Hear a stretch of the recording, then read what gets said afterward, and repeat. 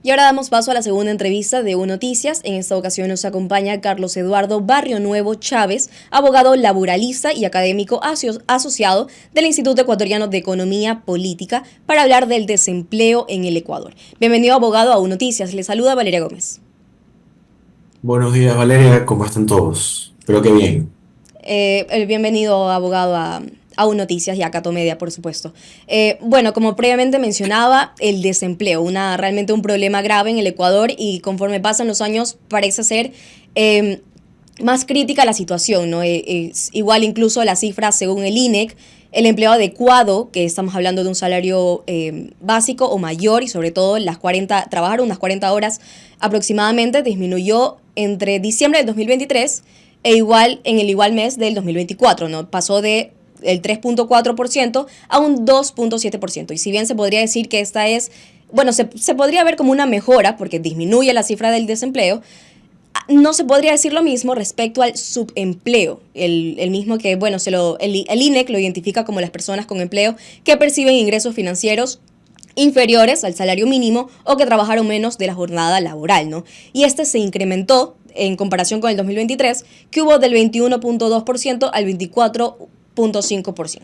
Entonces, abogado, ¿cuál es su lectura al respecto? Si bien se ve esta mejora por parte de desempleo, hay un aumento al subempleo. Sí, a ver, hay una cuestión que debemos tomar siempre en cuenta, que es precisamente nuestra legislación laboral.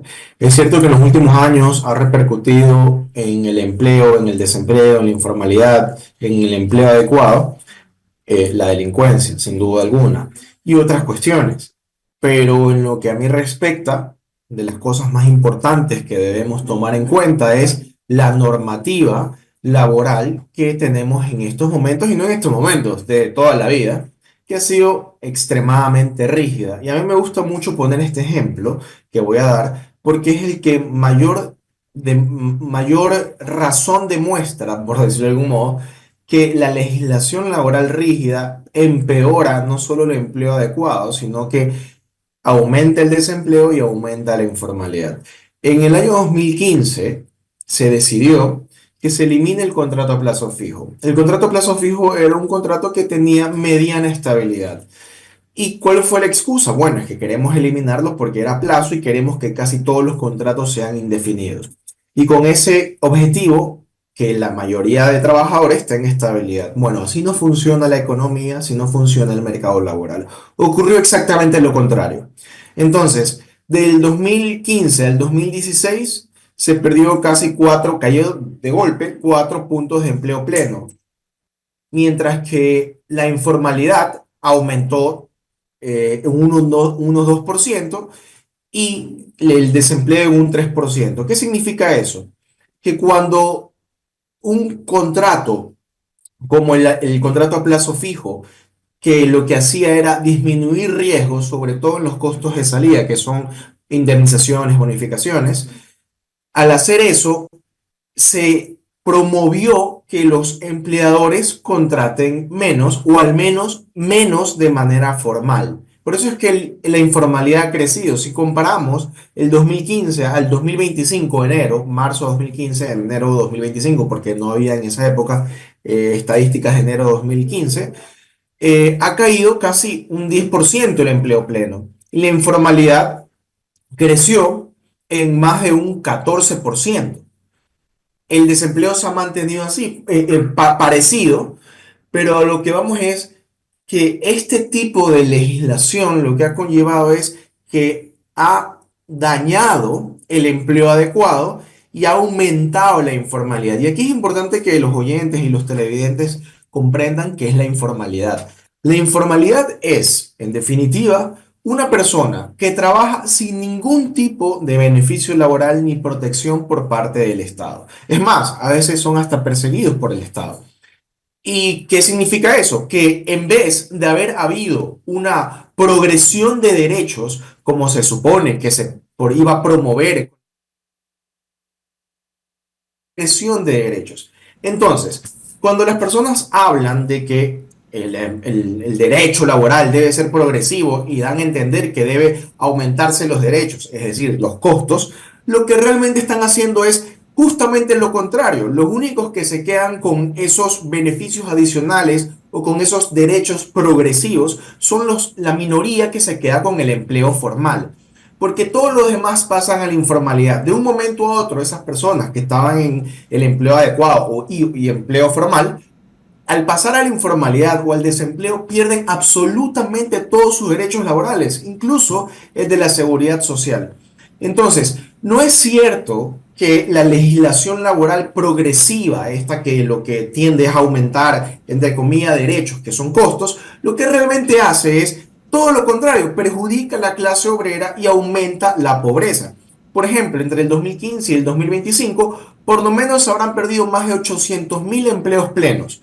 Entre el 2015 y el 2025, en 10 años más o menos, han perdido derechos laborales, es decir, todos los derechos laborales, porque pasaron de un empleo formal a un empleo informal, más de 1.100.000 ecuatorianos. Y eso es una barbaridad, es realmente alarmante que tengamos que ver estos números que hace 10 años jamás se nos imaginó ver en lo que estamos viendo en la actualidad. Abogado, y usted mencionaba una reforma laboral, ¿no? Y usted específicamente hablaba de un tipo de contrato en específico, pero ¿qué otras soluciones habría, no? Porque, bueno, hace poco pasamos por una campaña electoral en donde varios de los candidatos habían mencionado,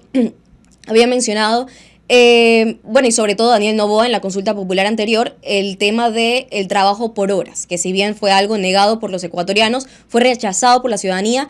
Es igual un tema que se va planteando cada vez que hay elecciones. Sin embargo, no hay nada en claro, los asambleístas tampoco lo proponen. Entonces, realmente esta no es una medida viable. A ver, es que se tiene que abolir el actual Código del Trabajo y las normas laborales actuales, hacer unas nuevas, mucho más cortas, mucho más flexibles. Flexibilidad es una excelente palabra en esta situación en la que estamos. Por ejemplo, cuando hubo la crisis del año 99 y pasaron las leyes Trolle, se flexibilizó en algunas cuestiones laborales y eso mejoró la situación económica y laboral del país. Entonces, no solo es verdad que no solo no solo debe prestarse atención a las reformas laborales, sino también a la cuestión de la seguridad, el tema tributario, municipal, ambiental, porque para generar aquí un negocio, un emprendimiento, es muy costoso. Uno toma muchos riesgos al emprender en este país. Y un emprendimiento no solo depende de lo que le cuesta, sino si realmente pega o no pega en el mercado, ¿no? Es decir, si realmente el servicio, el producto que da al mercado, a la sociedad, que somos todos, le gusta o no le gusta. El problema es que no solo debe pensar en eso el emprendedor, sino que debe pensar además en problemas laborales, problemas tributarios, problemas municipales, problemas de seguridad, problemas ambientales. Entonces, ¿quién va a querer emprender? Eso ha hecho que baje 4 puntos, por ejemplo, el emprendimiento en este país. Y si yo hablo en este momento en el tema laboral, si bien es cierto, no es que va a de la noche a la mañana a mejorar la situación laboral, sí la va a mejorar en algo. Y así sea algo, que algo son miles de familias, es mucho. Es cierto que el tema laboral, la reforma radical del tema laboral puede ser un dedo en comparación con todo lo que se debe cambiar. Pero en el tema laboral, ¿qué se debe reformar? O mejor dicho, ¿qué se debe abolir? El Código del Trabajo y todas las normas. ¿Para qué? Para que sea más flexible, para que los costos de salida, es decir, indemnizaciones, bonificaciones, desaparezcan o al menos sean mucho más bajos como en en otros países que son vecinos, como en Perú, en Chile, en Colombia.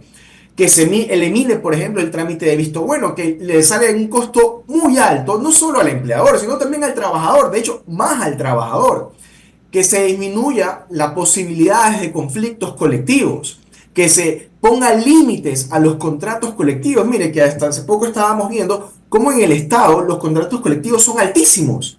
Es una barbaridad. Bueno, y eso que en el Estado se supone que hay límites. En el sector privado ni siquiera hay límites para el contrato colectivo. Abogado, Entonces, quisiera hacer sí. preguntarle algo al respecto que usted mencionó y es la disminución de las indemnizaciones, ¿no? Sobre todo porque, bueno, hay varios casos en donde los mismos trabajadores son despedidos sin una causa como tal y, bueno, esa indemnización es una parte de colchón a estas personas que pierden su trabajo por motivo no quiero decirlo inexplicable, pero a veces simplemente porque el empleador así lo quiso por diferentes motivos, pero esto le sirve de colchón. Entonces, ¿cómo disminuir una indemnización que al final realmente le va a afectar al ecuatoriano?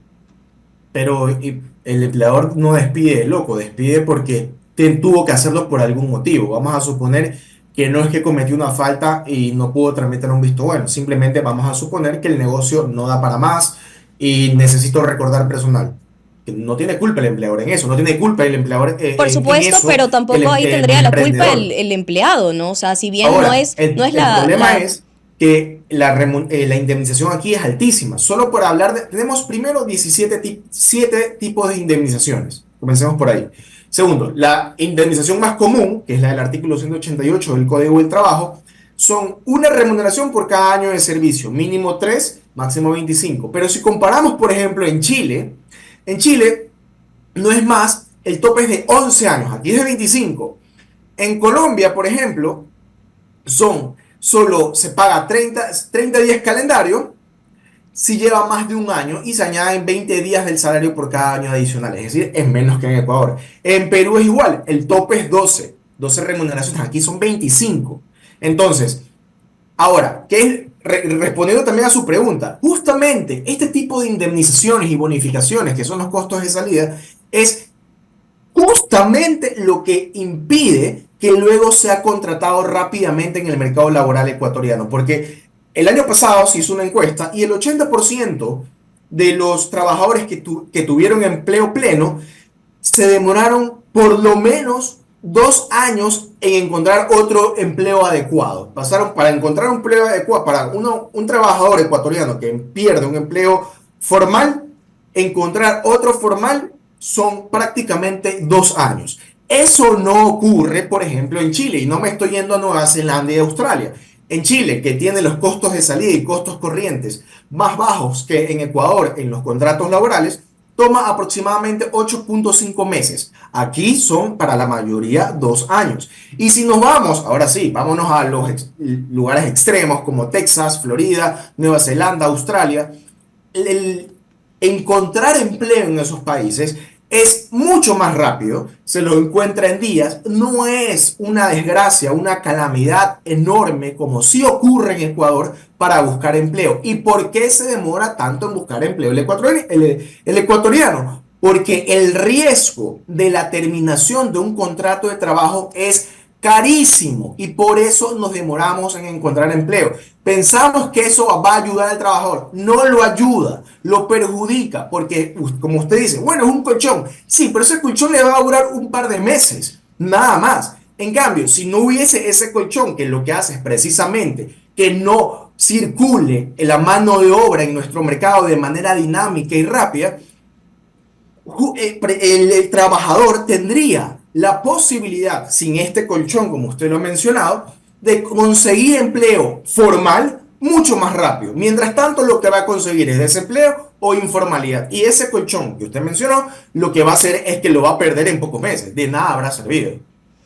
bien, abogado, y por cuestión de tiempo se debe culminar con la entrevista, pero muchísimas gracias y siempre bienvenido a Un Noticias. Muchas gracias a usted. Bien, estuvimos con el abogado laboralista y académico asociado del Instituto Ecuatoriano de Economía Política, Carlos Eduardo Barrio Nuevo Chávez, analizando el desempleo en el Ecuador y, por supuesto, las posibles soluciones o las vías que podría tomar es una nueva autoridad, un nuevo gobierno en el marco de igual las elecciones generales 2025. Nos vamos a una breve pausa, pero